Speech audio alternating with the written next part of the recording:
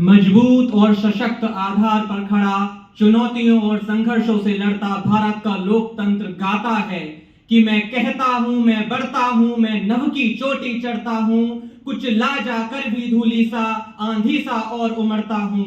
मेरा जीवन ललकार बने, असफलता ही असिधार बने, इस निर्मम रण में पग पग का, रुकना ही मेरा वार बने, रुकना ही मेरा वार बने।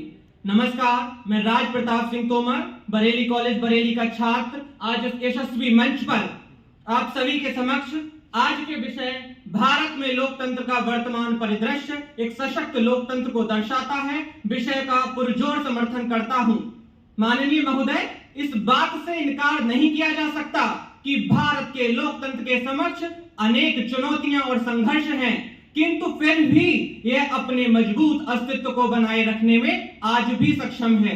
अगर और देशों से इसकी तुलना करें तो उनमें से कई तो सैन्य शासन या तानाशाही में बदल चुके हैं, किंतु यह आज भी अपनी लोकतांत्रिक परंपरा को लिए तिरंगा झूम झूम लहराए गाता जा रहा है कि कुछ बात है कि हस्ती मिटती नहीं हमारी। आखिर क्यों ना हो, जिस देश की सांस्कृतिक एवं ऐतिहासिक विरासत ही लोकतांत्रिक है, जहां वसुधैव कुटुंबकम सर्वे भवन्तु सुखिनः से लेकर यत्र नारी पूज्यन्ते रमन्ते तत्र देवता जैसी भावनाएं कण कण में हिलोरे खा रही हो, जहां के राजतंत्र भी अनेक लोकतंत्रों से अधिक लोकतांत्रिक हो, तो आखिर उस देश की खुशबू ऐसी क्यों ना हो। और इसीलिए भारत को मदर ऑफ डेमोक्रेसी के रूप में जाना जाता है। 26 जनवरी 1950 यह वह दिन था जिस दिन हमारे इन्हीं आदर्शों और मूल्यों को एक सुव्यवस्थित कानून का रूप प्राप्त हुआ, और इसने उन लोगों को भी संवैधानिक सलीके में बांधा जो इसके घोर विरोधी थे। स्वतंत्रता, समानता, बंधुत्व, न्याय, अधिकार, ये हमारे लोकतंत्र की आत्मा है, और विकेंद्रीयकरण, संविधानवाद, शक्तियों के पृथक्करण से लेकर नियंत्रण और संतुलन तक इसकी मजबूत भुजाएं हैं। और जब जब भी आपातकाल जैसे दानव का निर्माण होता है तो जयप्रकाश नारायण की संपूर्ण क्रांति कारागृह में भी जन्म ले लेती है।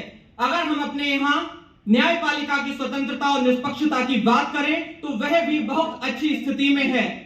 इसी वर्ष आया इलेक्टोरल बॉन्ड का निर्णय इस बात का साक्षी है, और हाल ही में एक साक्षात्कार में वर्तमान भारतीय मुख्य न्यायाधीश डीवाई चंद्रचूड़ जी कहते हैं कि मेरे हाई कोर्ट से लेकर सुप्रीम कोर्ट तक के इतने लंबे कार्यकाल में किसी भी व्यक्ति ने मेरे न्यायिक कार्यों में दखल नहीं दिया है। हमारे यहाँ बहुसंख्यक हो या अल्पसंख्यक हो, हिंदू, मुस्लिम, सिख, ईसाई या किसी भी धर्म को मानने वाले हो, हिंदी भाषी हो या गुजराती, तमिल, बांग्ला, तेलुगु, किसी भी भाषा को बोलने वाले हो, पूरब, पश्चिम, उत्तर, दक्षिण, पुरुष हो, स्त्री हो, अमीर हो, गरीब हो, भारत का हो या भारत का ना भी हो, किसी के साथ भी असमानता का व्यवहार नहीं किया जा सकता, और हमारे मौलिक अधिकार सदैव इसकी पैरवी करते रहते हैं। और 2024 के आम चुनावों के परिणाम यह बताने में सक्षम है कि हमारा लोकतंत्र और हमारी चुनावी प्रक्रिया कितनी सशक्त और मजबूत है।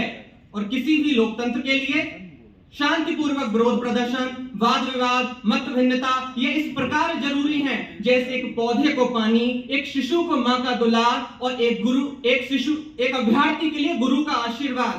और यह भारत के लोकतंत्र की ही शक्ति है कि कृषि कानूनों को वापस लिया जाता है, भारतीय कुश्ती संघ के अध्यक्ष को इस्तीफा देना पड़ता है, और भारत का जन गण मन एक बार फिर अधिनायक बन जाता है। लेकिन स्वतंत्रता और स्वच्छता में अंतर तो होता ही है। स्वतंत्रता और स्वच्छता में अंतर होता है। अभिव्यक्ति की आजादी के नाम पर किसी के भी अधिकारों का हनन नहीं किया जा सकता, और इसीलिए युक्त प्रतिबंध भी आवश्यक हैं। और कई बार मेरे विपक्षी इसी को संविधान की हत्या भी करार दे देते हैं।